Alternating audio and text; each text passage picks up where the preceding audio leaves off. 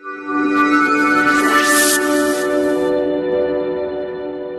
morning, student.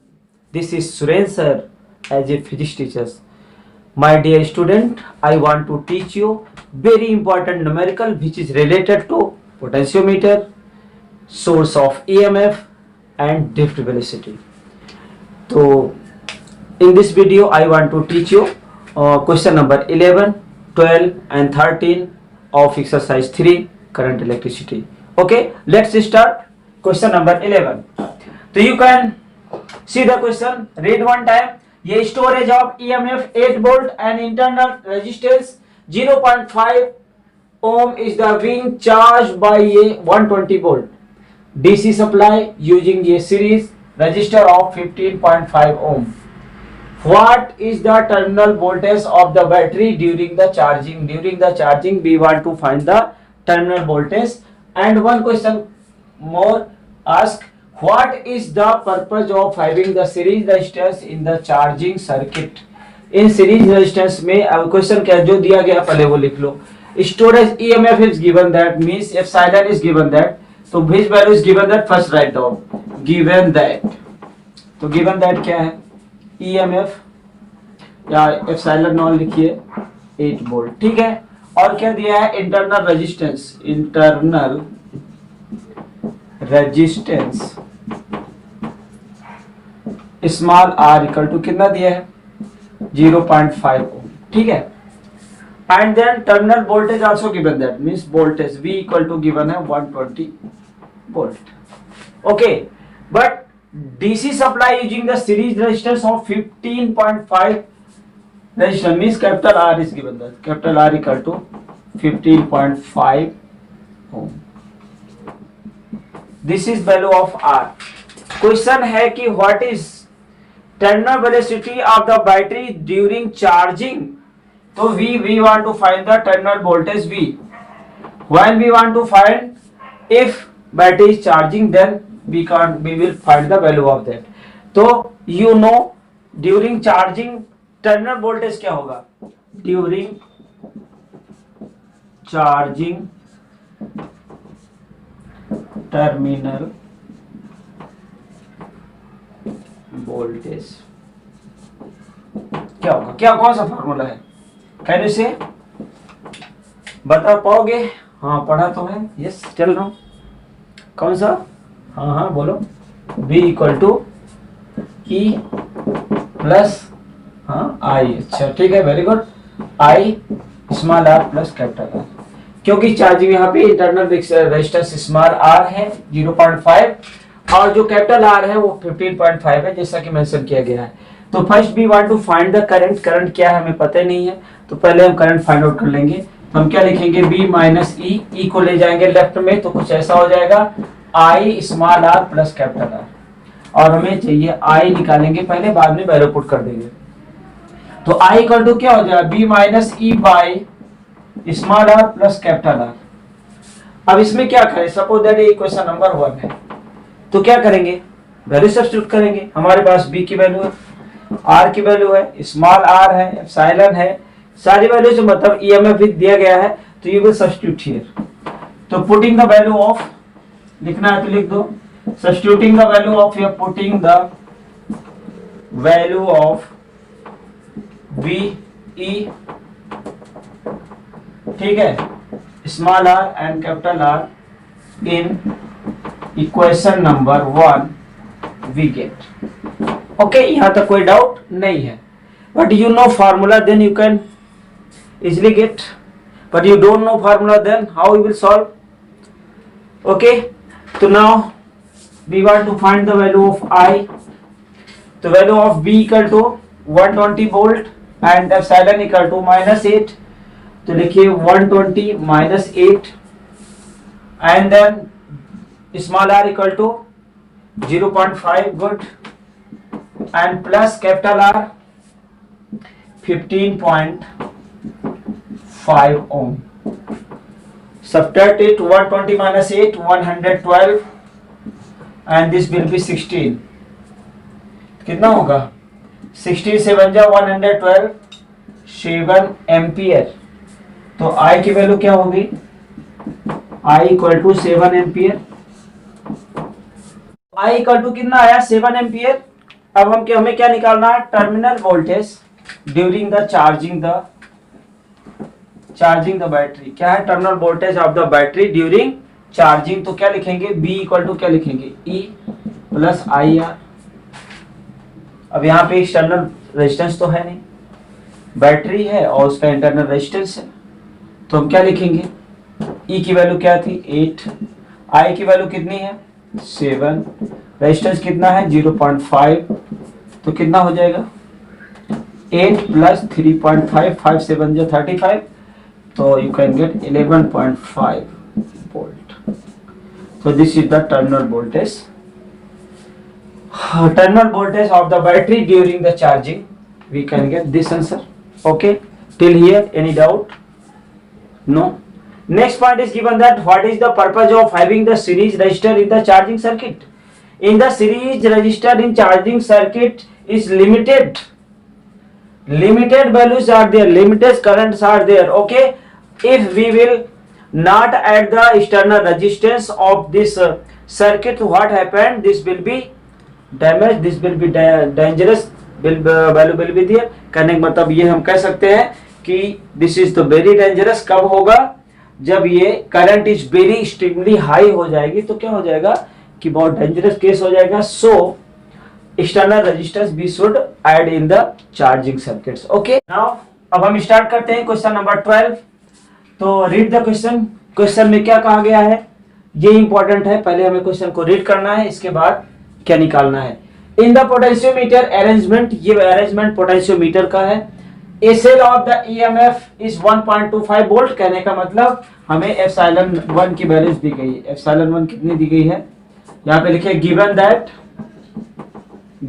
That क्या दिया है, epsilon 1 equal to 1.25 volt. Okay, gives a balance point at the 35 centimeter length of the wire. Balance point 35 दिया गया है। Suppose that this is the L1, पहली point value दी गई है 35 centimeter. If the cell is replaced by the another cell, अगर वो cell दूसरे सेल में रिप्लेस की जाती है, the balance point is the shifted to the 63 centimeter. अगर ये शिफ्ट किया जाता है तो क्या होता है, L2 की जो वैल्यूज है वो 63 सेंटीमीटर हो जाती है। What is the EMF of second cell, second cell की वैल्यूज हमें निकालनी है। तो कहने का मतलब हम कौन सा फार्मूला लगाएंगे, बाय यूजिंग कौन सा, पोटेंशियोमीटर फार्मूला। कौन सा, difference between comparison of the two EMF of the cell, means to compare the EMF of the two cell by the potentiometer. तो potentiometer by the formula of, by the potentiometer formula कौन सा है वो, which is comparison of, which is comparison of EMF of two cells, EMF of two cells. चलिए कौन बताएगा, anyone can say, raise your hand जो बता सके। तो क्या था, एप्सिलॉन 1 अपॉन एप्सिलॉन 2 या E1 upon E2 equal to you have study L1 upon L2। Easy है। अब क्या करना है, हमें निकालना क्या है, दूसरे सेल का EMF निकालना है। तो we can write like as this, epsilon 2 upon epsilon 1 equal to L2 by L1।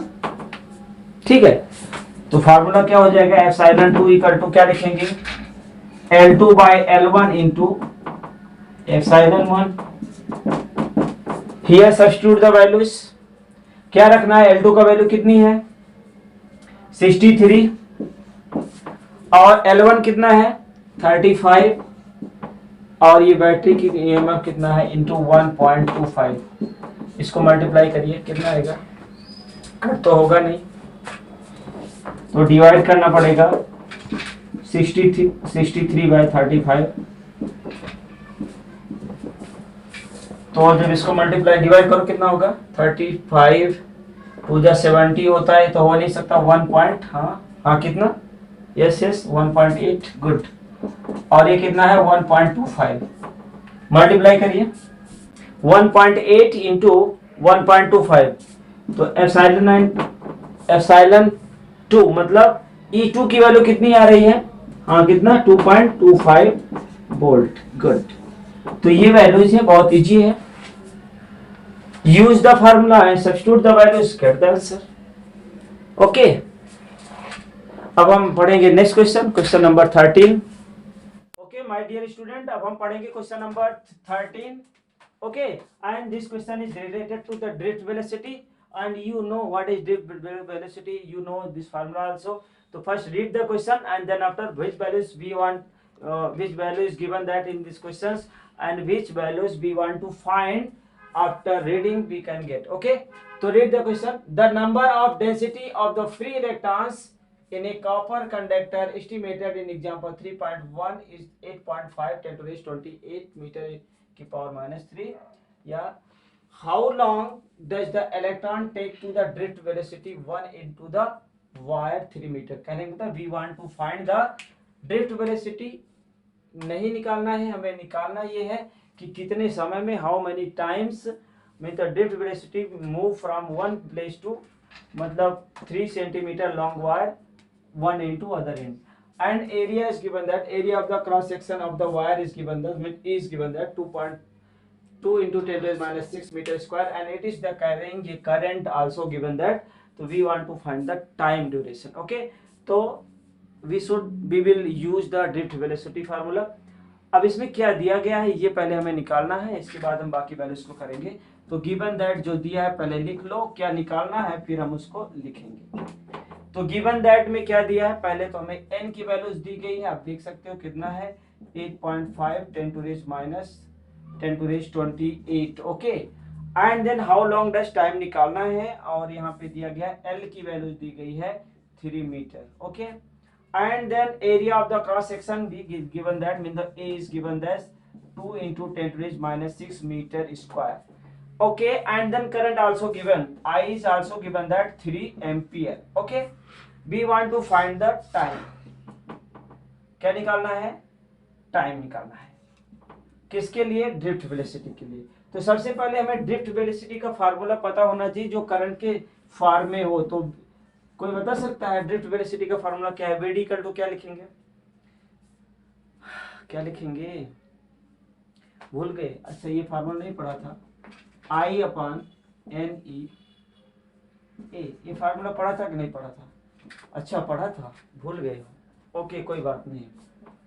तो I अपॉन NE A, अब इसकी वैल्यू आप सब्स्टिट्यूट कर सकते हो, सबको दिया गया है, क्या लिखेंगे यहाँ पे, I की वैल्यू कितनी है 3 है, N की वैल्यूज ये दिया है 8.5 इंटू 10 to the 28, और क्या दिया गया है, E की वैल्यूज आपको पता है सबको 1.6 10 to the minus 19, and what is value of A 2 into 10 to the minus 6।